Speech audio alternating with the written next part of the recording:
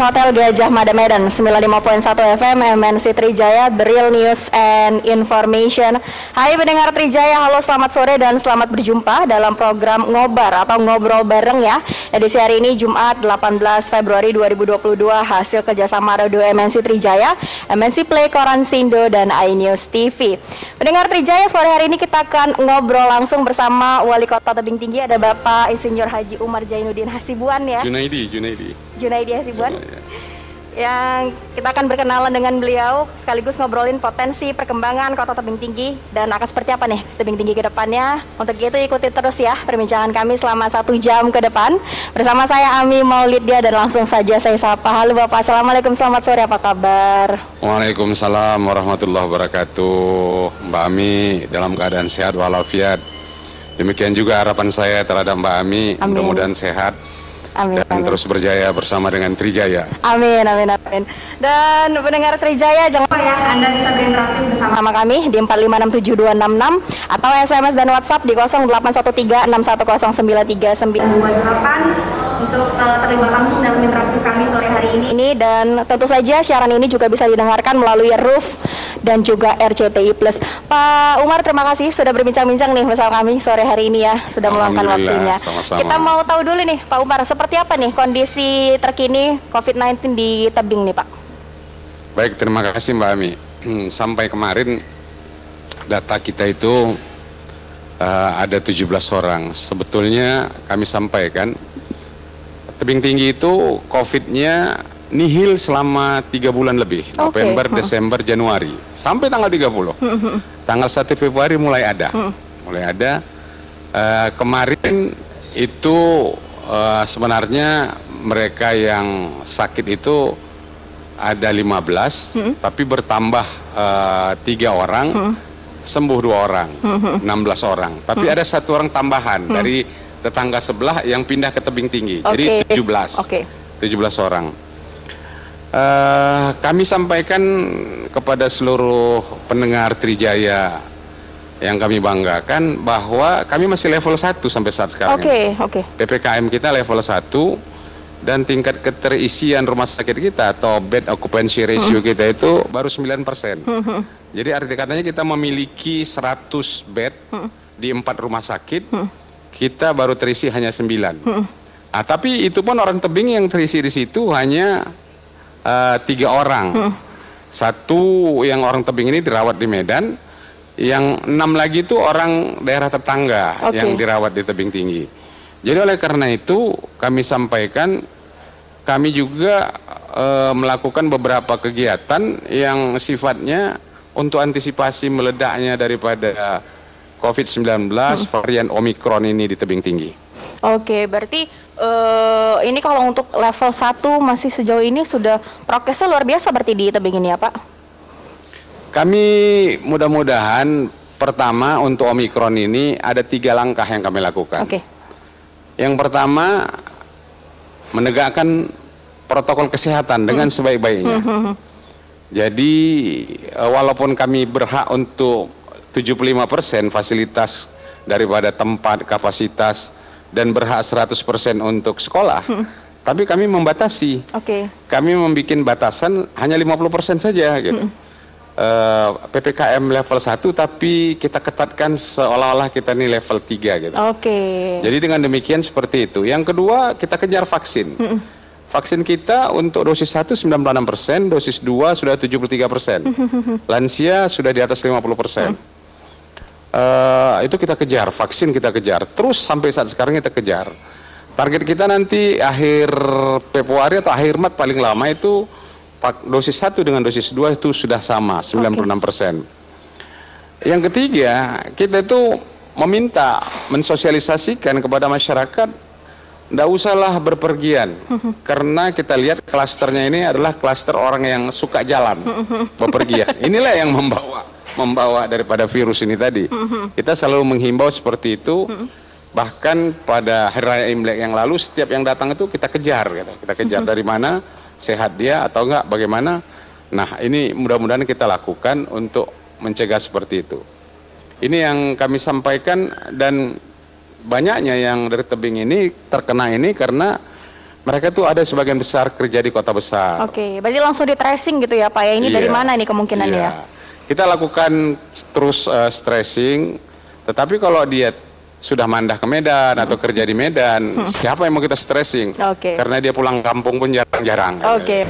Oke, baik. Nah, ini beberapa waktu yang lalu sebelum adanya varian Omikron tentunya Tebing sudah menerapkan PTM ya untuk sekolah menengah atas ini 100%. Tadi seperti Pak Umar bilang, walaupun gitu tetap nih diseparuhkan lah dulu ya untuk menjaga. Ini seperti apa? Apakah sekarang tetap segitu skemanya atau seperti apa nih untuk sekolah, Pak? Terima kasih Mbak Ami. Inilah yang menariknya.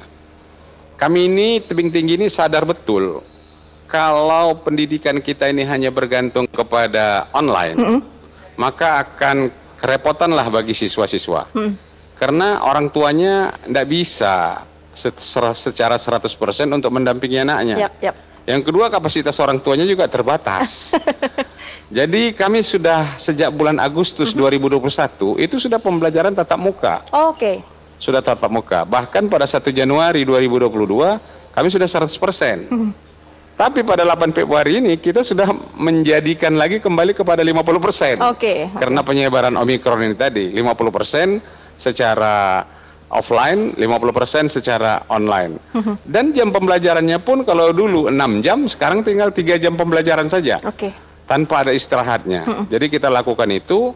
Dan kita benar-benar menegakkan ketentuan kepada Satgas COVID yang ada di sekolah-sekolah dan Satgas COVID. Dinas Pendidikan itu benar-benar melakukannya dengan sebaik-baiknya. Mengantisipasi anak-anak yang datang dan yang pulang daripada sekolah. Itu yang perlu kita cermati secara seksama. Berarti biar PTM tetap berjalan lancar, tapi juga untuk Omikron ini juga bisa teratasi gitu ya Pak ya? Iya, ini kita memang harus menjalankannya secara paralel, karena anak-anak tidak mungkin tidak masuk sekolah, tapi Omikron juga harus kita waspadai.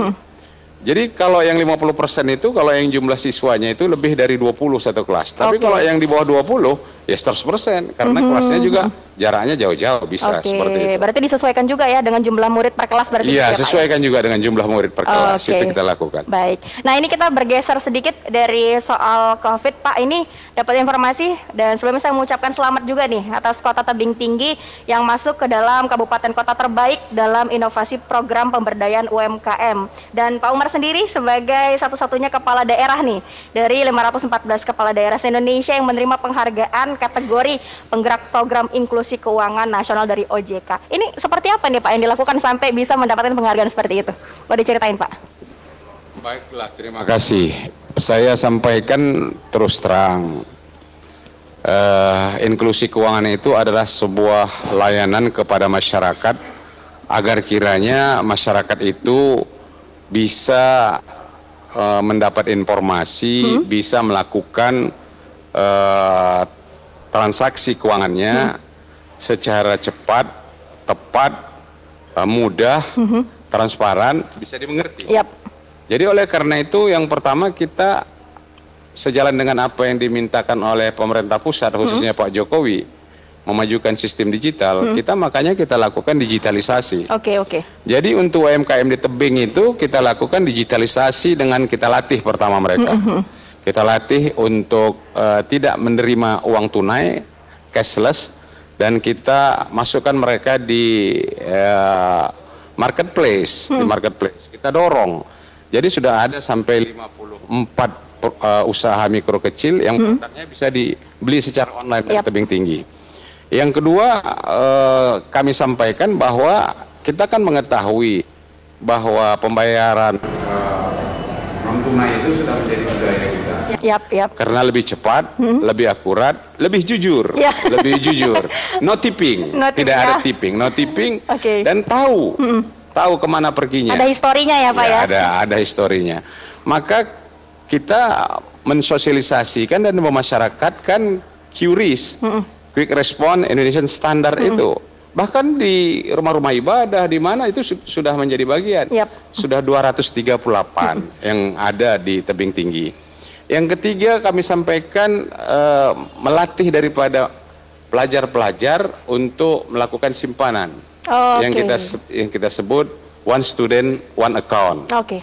Ya, ini one student one account ini ada, dan di desa-desa, di kelurahan-kelurahan kita bilang namanya one village one account. Tapi sekarang bahkan lebih gitu. Ada namanya yang disebut dengan laku pandai di kelurahan-kelurahan. Di samping itu kami memutarkan pikiran sedikit bagaimana kami ini bisa membuat startup. Jadi kami bikinlah perusahaan startup kita yang bernuansa pemerintah kota, namanya Mutrans. Oke, startup ya. Ini udah kekinian berarti ini kalau udah startup nih ya. Iya, mudah-mudahan lah kita mudah bertransaksi, mudah transportasi. Kita hire penarik-penarik becak yang ada di tebing tinggi itu menjadi anggota, dan para UMKM di tebing tinggi yang memiliki produk itu untuk bisa mendelivery produknya itu melalui yang startup kita tadi. Ya, Mutrans tadi. Dan ini adalah merupakan bagian yang kita coba untuk kira-kira kita kecil-kecilan lah untuk mengimbangi startup yang ada di Indonesia ini tadi. Oke, baik. Berarti ini sejalan ya dengan visi misi Kota Tebing yang mewujudkan Kota Tebing sebagai pusat wilayah perdagangan juga nih, berarti dengan adanya UMKM digitalisasi ini. Iya, Mbak. Oke, baik. Dan pendengar Trijaya, kami undang Anda untuk berinteraktif ya bersama kami di 4567266 atau SMS dan WhatsApp di 081361093928. Nah, ini Pemkot Tebing juga menjadi salah satu pelopor Mall Pelayanan Publik atau MPP di Sumut ini, Pak. Ini seperti apa nih bisa menjadi pelopor, kemudian untuk target ke depan dan mekanismenya akan seperti apa? Baik, terima kasih Mbak Ami. Ini menarik. Barangkali di Sumatera Utara kita pelopor, tapi di Indonesia kita nomor 50, Pak. Tapi tidak apa-apa, yang penting skop Sumatera Utara bisa menjadi sebuah pendongkrak ya. Iya, kita itu meneken kesepakatan bersama dengan Menpan, Pak Cahyokumolo, pada bulan Januari tahun 2020. Kita sudah memprediksi 2020 akhir selesai. Tapi ternyata ada badai COVID-19. Akibatnya dananya direfocusing. Refocusing untuk kegiatan penanggulangan kesehatan. Tidak terwujudlah Mall Pelayanan Publik itu di 2020. Baik. Di 2021 kita pasang tekad. Ini kalau begini-begini terus, ini tidak akan jadi. Maka kita pasang tekad yang namanya Mall Pelayanan Publik harus terwujud tanpa ada refocusing. Dan alhamdulillah terwujud pada tanggal 30 Desember 2021 sudah kita lakukan soft launchingnya. Jadi dengan catatan ada 40 outlet di situ, terdiri dari 9 institusi kementerian vertikal, ada 11 badan usaha milik negara dan milik daerah, dan ada 20 daripada institusi OPD yang ada di situ. Jadi ada 40 Mbak di situ. Dan untuk sejauh ini sudah seperti apa nih untuk MPP sendiri di Kota Tebing? Rata-rata saya lihat perkembangannya orang yang berurusan di situ rata-rata satu hari itu lebih kurang ada 50 sampai 75 orang per hari. Saya tanya satu persatu, mereka menyatakan puas karena one stop service pada satu tempat ada di situ. Dan yang kedua tempatnya nyaman. Yang ketiga no tipping. Jadi arti katanya ya kalau dia harus bayar di situ ada perbankan, di situ bisa ditransaksi dengan ATM, semuanya ada. Dalam arti kata kelengkapan di situ semuanya serba lah, serba memungkinkan. Jadi kami sampaikan bahwa layanan-layanan tersebut bukan hanya untuk orang tebing saja, sekitar tebing juga yang masih di bawah kementerian juga bisa di situ. Misalnya pensiun, BPJS, itu kan banyak sekali kan, yang mengurus kependudukan, masih banyak juga. Jasara harja, itu banyak itu. Jadi ada orang datang ke situ langsung jelas selesai. Jadi dalam arti kata, bahkan kemarin kita juga menikahkan orang di situ, bisa nikah Mbak. Tapi saya tidak berharap Mbak Ami nikah di situ kan. Ini cukup orang dari yang memang arti katanya memang harus menikahnya di tempat yang khusus karena banyak hal-hal yang tidak bisa dilengkapinya secara formal. Nah untuk target ke depannya akan seperti apa nih Pak, MPP untuk tebing sendiri?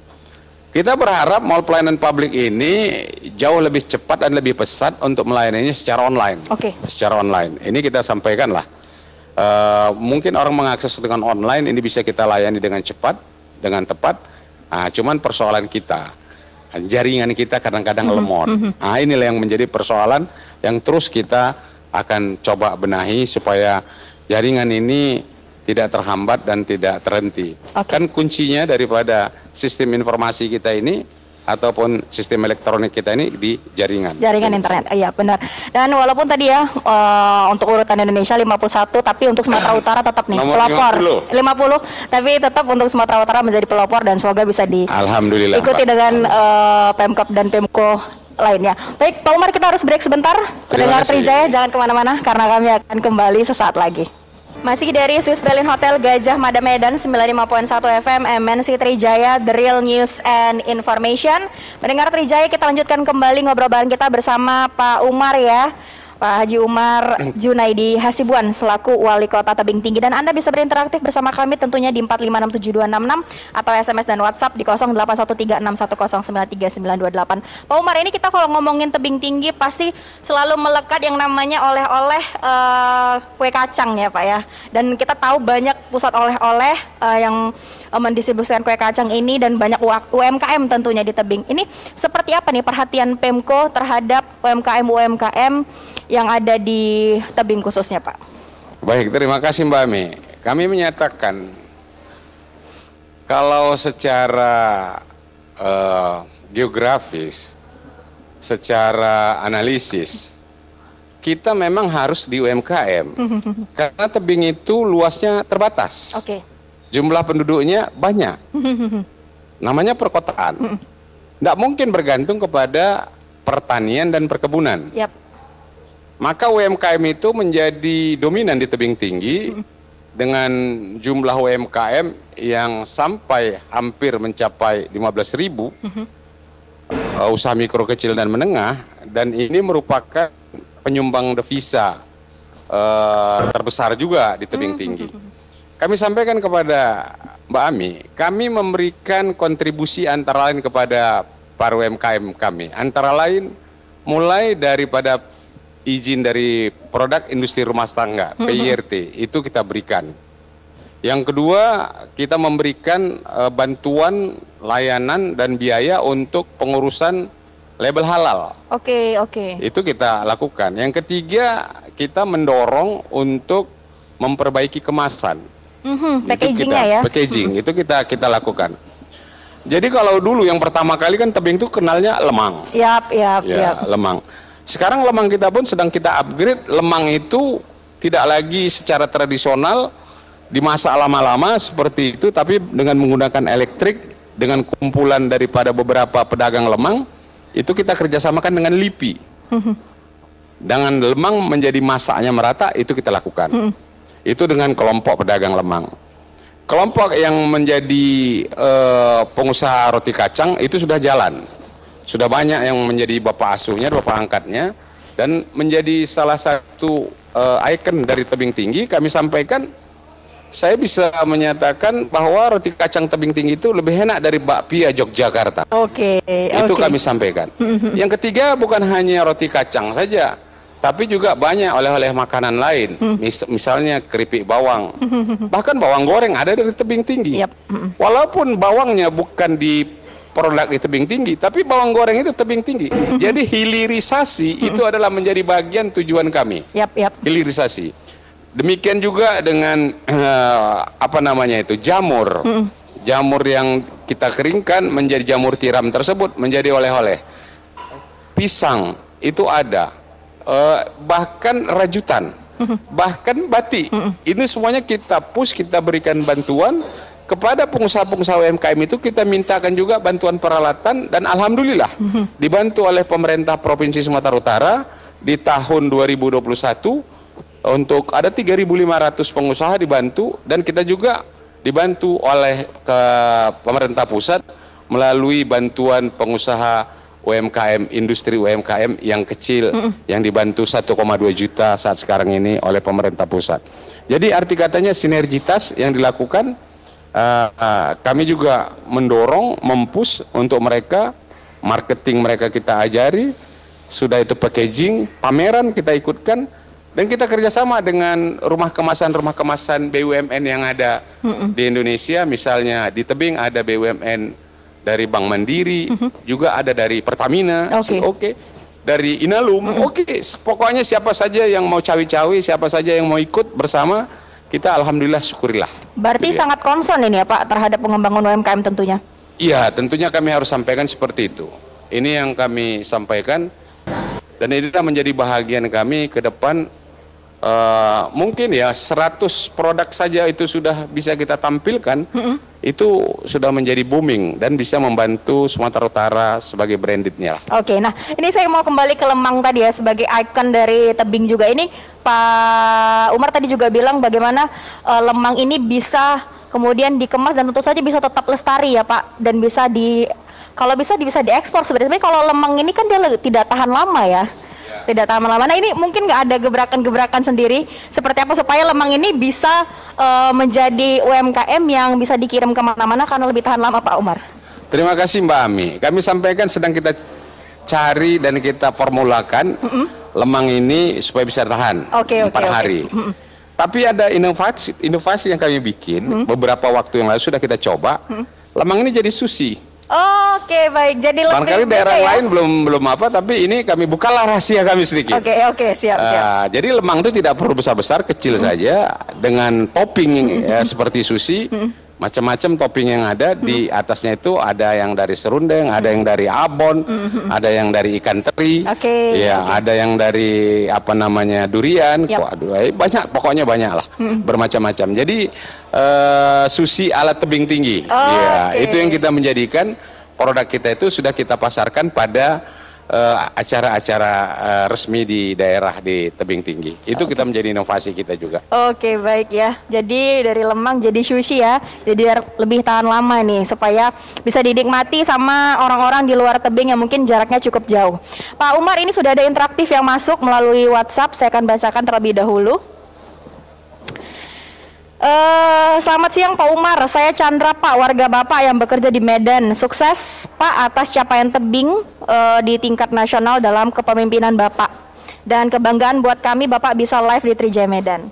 Pak, mohon diperhatikan PTM di tebing tinggi Pak. Jujur ilmu dan prestasi yang didapat anak didik di tebing jauh di bawah apa yang diharapkan. Mohon ada inovasi dari Dinas Pendidikan agar anak-anak tebing tidak terlalu tertinggal ilmu pengetahuannya. Tanggapannya seperti apa nih Pak? Terima kasih. Kami sampaikan karena untuk tidak, terima kasih Bung Chandra yang tadi sampaikan, karena untuk tidak sampai adanya lost generation, maka PTM itu kita paksakan harus dibuka.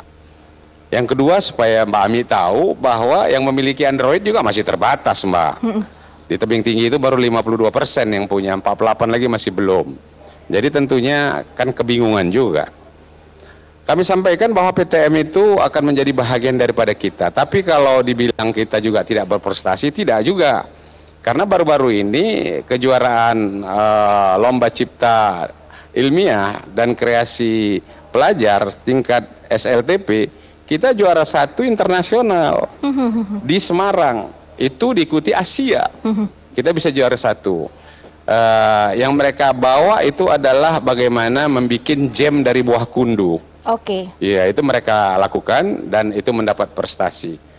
Saat sekarang ini kami sampaikan kepada Mbak Ami maupun para pendengar Radio Trijaya yang ada saat sekarang ini di seluruh Sumatera Utara maupun yang ada dimanapun, tebing tinggi ini sekarang sudah masuk kepada tahapan digital board, digital school.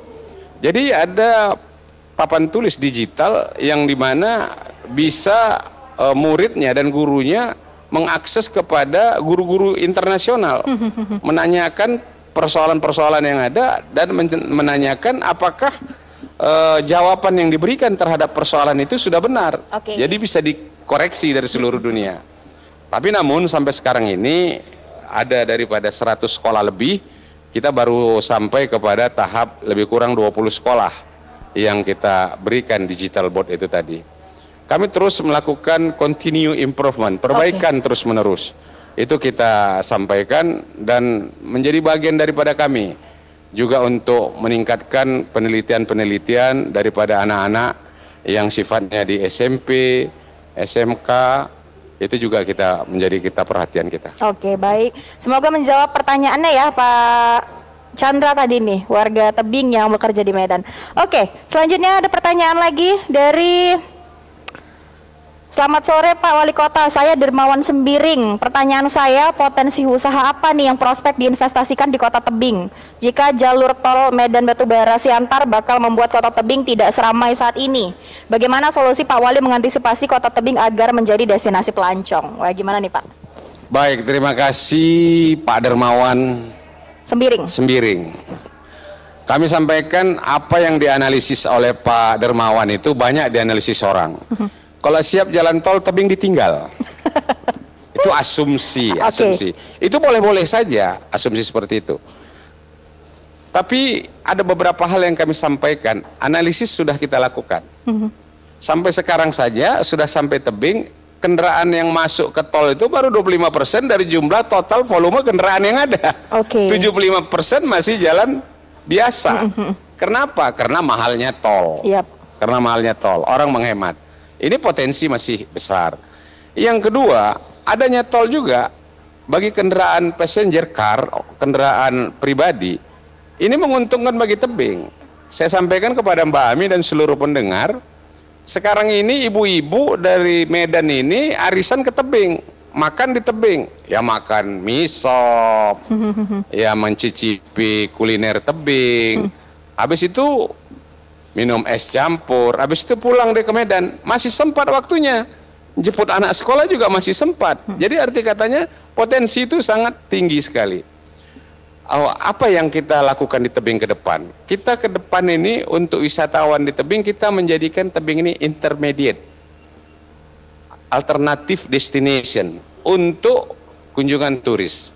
Jadi oleh karena itu ke depan insya Allah kita sehat-sehat dan memiliki uang cukup, maka ada kerajaan negeri Padang di tebing tinggi yang akan kita pugar istananya itu menjadi destinasi, dan kita menjadikan budaya Melayu yang ada sebagai sajian untuk orang yang datang. Di samping itu tentunya wisatawan kuliner, wisata kuliner menjadi bagian yang kita kembangkan. Kami sampaikan bahwa wisata kuliner tebing adalah menjadi bagian yang sering didatangi orang dan didambakan orang. Tapi kalau investasi apa saja, saya sampaikan kepada Pak Dermawan Sembiring, banyak sekali anak-anak muda tebing tinggi itu menjadi eksportir yang tidak pernah kita duga, dan kita tidak pernah merasa bahwa itu pas untuk tebing tinggi. Kami sampaikan sajalah, ada eksportir buah kolang-kaling dari tebing tinggi. Di tebing tinggi tidak ada pohon mergat atau pohon enau. Tapi dengan daerah sekitarnya yang potensi, pengolahannya di tebing tinggi. Dan itu dikirim ke Filipina. Sudah diekspor ke Filipina. Yang kedua, ini jujur saja, pemasok terhadap Malaysia, domba untuk pasar di Malaysia, itu dari tebing. Dombanya bukan di tebing tinggi, tapi di seputar tebing tinggi dan sekitar tebing tinggi. Di-hire oleh pengusaha tebing tinggi, anak-anak muda tebing tinggi, itu diekspor ke Malaysia, ke Port Klang melalui Teluk Nibung, pelabuhan di Tanjung Balai. Jadi arti katanya apa? Kemauan untuk meng-hire dan menghimpun, kita memang tidak penanam ataupun berkebun ataupun peternak, tapi kita harus bisa menghimpun semuanya menjadi sebuah komoditas yang bisa kita optimalkan untuk diekspor. Berarti ini benar-benar memanfaatkan daerah sekitarnya nih ya Pak ya? Benar Bu. Benar-benar Ketekunan, kerajinan, kemauan, dan analisis itu yang menjadi kunci daripada keberhasilan para anak-anak muda, para eksportir-eksportir yang ada. Baik. Ini kita kembali sebentar nih ngomongin soal masalah tol, yang banyak yang menganalisis bahwa kalau tol nanti sudah jadi, sudah rampung, sudah berjalan efektif, tebing bakal ditinggalkan seperti kata Pak Umar. Tapi apa nih Pak langkah-langkah yang tentunya diambil oleh Pemkot Tebing supaya analisis-analisis seperti itu tidak terjadi dan memang terbantahkan Pak Umar? Saya menyatakan untuk mematahkan itu, yang paling penting adalah tebing itu harus menjadi kota inovatif, memberikan atraktif bagi masyarakat. Kami sudah bercita-cita tebing itu menjadi kota MICE, meeting, insentif, convention, dan exhibition. Kenapa? Kami harus menurunkan harga di tebing. Orang dari Jakarta lebih dekat ke tebing daripada ke Medan, lebih tenang di tebing daripada di Medan. Kami sampaikan jujur saja, dari Bandara Kuala Namu ke tebing tinggi itu hanya sekitar 35 menit paling lama.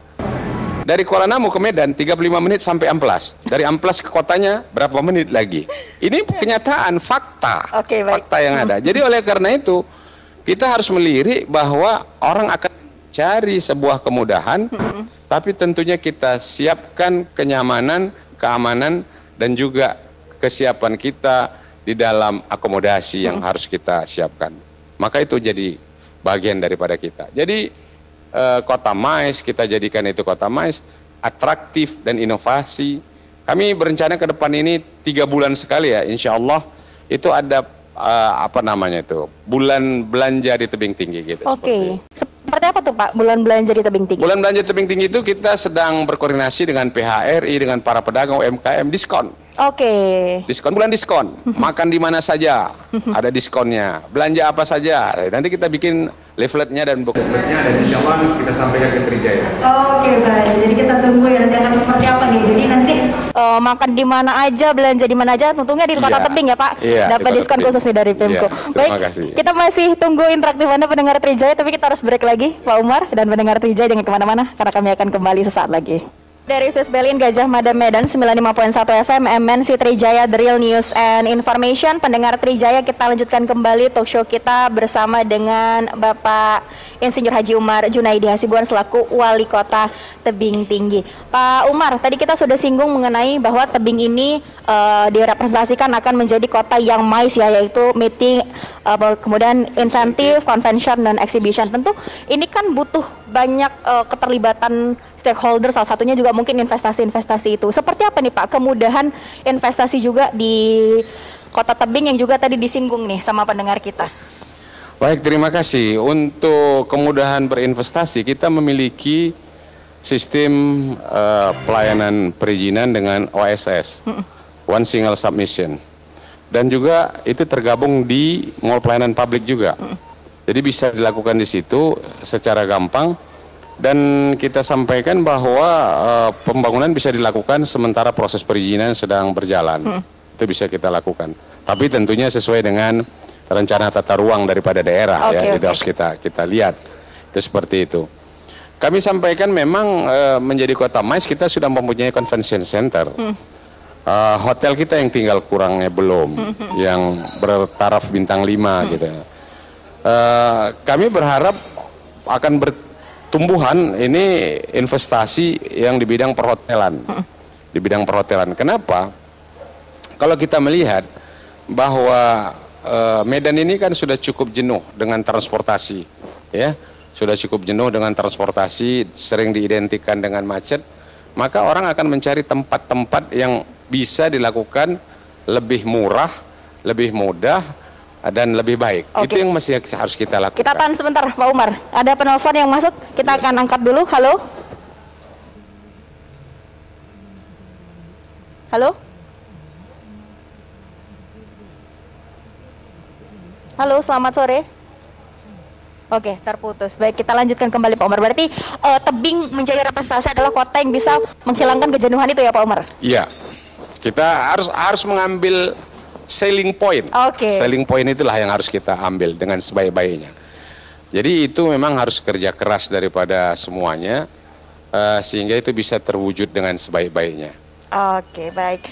Pak, ini sudah ada lagi pertanyaan interaktif yang masuk. Saya bacakan. Pak Wali, jalan dari Sergei ke Tebing kalau bisa dipercantik. Jika ini terlaksana, presentasi orang menggunakan tol pasti menurun, katanya.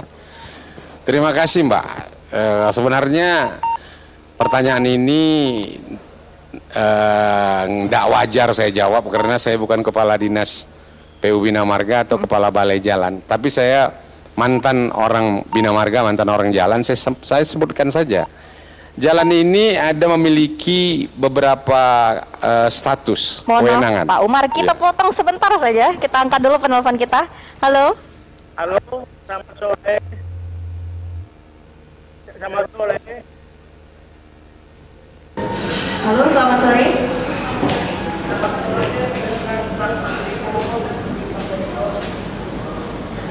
Halo. Halo, selamat sore. Silakan Bapak. Ya, saya ini selamat sore, salam kenal ya sama Bapak Wali Kota yang di Tebing Tinggi ya. Saya dulu beberapa waktu yang lalu sering hampir tiap bulan ke sana ikut pertemuan agama Buddha. Wihara kami itu di jalan Gang Tekong di sana gitu. Nggak pengen tahu juga sekarang ini sampai sejauh mana perkembangan ini tebing tinggi, kota tebing tinggi. Apakah sekarang sudah ada gedung bioskop ataupun plaza gitu? Kalau bisa dibikin dong seperti kota Binjai gitu. Kira-kira bisa dipahami ya. Terima kasih. Oke, baik. Terima kasih untuk penelpon kita. Kita hold sebentar ya, karena kita masih mau jawab pertanyaan yang sebelumnya tadi. Pak Umar, silahkan. Jadi kewenangan jalan itu ada di tingkat pusat untuk jalan nasional.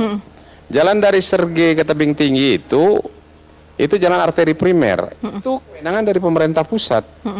Makanya kalau melebarkannya itu pemerintah pusat, dalam hal ini Kementerian PUPR. Nah, demikian juga tadi kalau misalnya ada jalan yang dinyatakan dari tebing misalnya ke kisaran kurang lebar, itu juga Kementerian PUPR. Tetapi kenapa itu tidak dilebarkan Kementerian PUPR? Supaya kita tahu juga, supaya orang tidak lagi pakai jalan lama tapi masuk ke jalan tol. Itu daripada bagian strategis. Oke, baik, ya, baik. Supaya jalan bagian strategis. Kenapa kalau jalan yang non tol itu diperbarui dan dilebarkan dan memudahkan gitu, makin jarang orang masuk jalan tol. Oke. Maka investasi itu akan semakin merugi. Oke, baik. Terjawab tadi ya pertanyaannya. Selanjutnya ini. Oke, kita coba pertanyaan penelpon tadi nih. Dari tadi terselip ya namanya. Mungkin bisa ditanggapi, Pak Umar. Terima kasih. Siapa tadi? Bapak Wibowo. Saya sampaikan tadi ada pertanyaannya mengenai gedung bioskop dan mall. Kami sampaikan konsep pembangunannya sebelum daripada COVID-19 itu sudah ada. Investasi dari Jakarta mau masuk seperti itu. Tapi dengan adanya COVID ini orang sekarang sedang stagnan karena yang akan dibangun itu adalah hotel dan juga mall lengkap dengan bioskopnya. Tapi karena adanya COVID, orang menjadi masih terhenti, terstop sejenak. Saat sekarang ini di Tebing Tinggi tidak bersifat mall, tapi supermarket, hipermarket itu ada dan itu menjadi bagian yang selalu dikunjungi oleh warga tebing maupun sekitar tebing. Itu yang kami sampaikan. Baik. Sudah lagi penelpon yang masuk, kita akan angkat. Halo, selamat sore. Selamat sore. Selamat sore, silakan. Dengan Bapak siapa di mana? Di mana?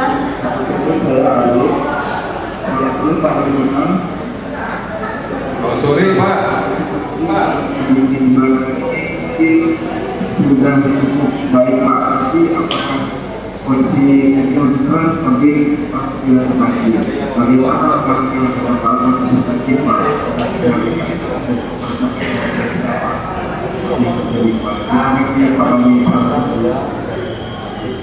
Oke, baik. Jadi mungkin kita inklusikan ya. Jadi pertanyaannya seperti apa nih Pak? Agar Kota Tebing Tinggi ini pembangunannya akan lebih meningkat setiap waktunya nih. Baik, terima kasih Bapak. Terima kasih atas perhatiannya dan terima kasih mungkin atas masukan, saran dan pendapatnya. Kami ingin menyatakan bahwa Tebing Tinggi ini yang pertama kita nyatakan tadi menjadi kota wisata, budaya dan wisata kuliner. Yang kedua, kita mendorong Kota Tebing Tinggi ini menjadi kota hilirisasi. Arti katanya boleh nanam di mana, boleh kopinya dari daerah mana, tapi produk akhir kopi itu dari tebing. Oke. Biar bawangnya dari mana, bawang goreng dari tebing. Biar kedelai dari mana, tapi tahunya dari tebing. Nah, itu. Jadi end project itu ada di Tebing Tinggi. Ini kita tingkatkan terus menerus.